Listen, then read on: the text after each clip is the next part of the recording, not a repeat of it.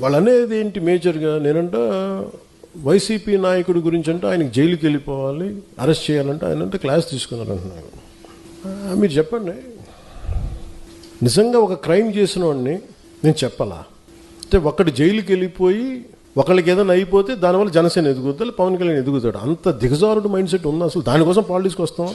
అసలు మీరు పాలిటిక్స్లో మీరు ఎంపీ ఇలాంటి వాళ్ళు ఎవరు పాలిటిక్స్లో లేనప్పుడు కదా నేను వచ్చి రోడ్డు మీదకి వచ్చి ఆ రోజున వైఎస్ రాజశేఖర రెడ్డి గారు ముఖ్యమంత్రిగా ఉన్నప్పుడు కదా నేను నా తుపాకీని సరెండర్ చేసి కదా నేను పాలిటిక్స్కి వచ్చింది. ఏం మాట్లాడతారు మీరు?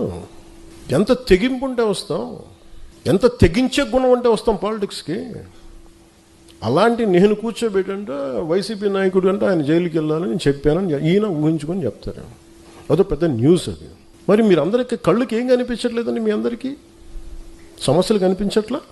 ఎంతసేపు వైసీపీ నాయకుడు జైలును ఇవేనా? నేను వెళ్ళి ప్రధానమంత్రి గారితోటేను అమిత్ షా గారితో మాట్లాడితే ఇవే కనిపిస్తాయా? ఇంకేం ఉండవు మాకు సమస్యలు? దేశ భవిష్యత్తు గురించి మాట్లాడమా? ఆంధ్రప్రదేశ్ అభివృద్ధి గురించి మాట్లాడమా? కూర్చోబెట్టి వీళ్ళని జైల్లో పెట్టండి, వాళ్ళని జైల్లో తీయండి, వీళ్ళ నడుంకి బెల్ట్ కట్టేయండి, వాళ్ళ గురుజులు ఇవే చెప్తాం చెన్నాలి. ఆయన నేను వాళ్ళకి చెప్పాలా? వ్యవస్థకి నేను చెప్పాలా?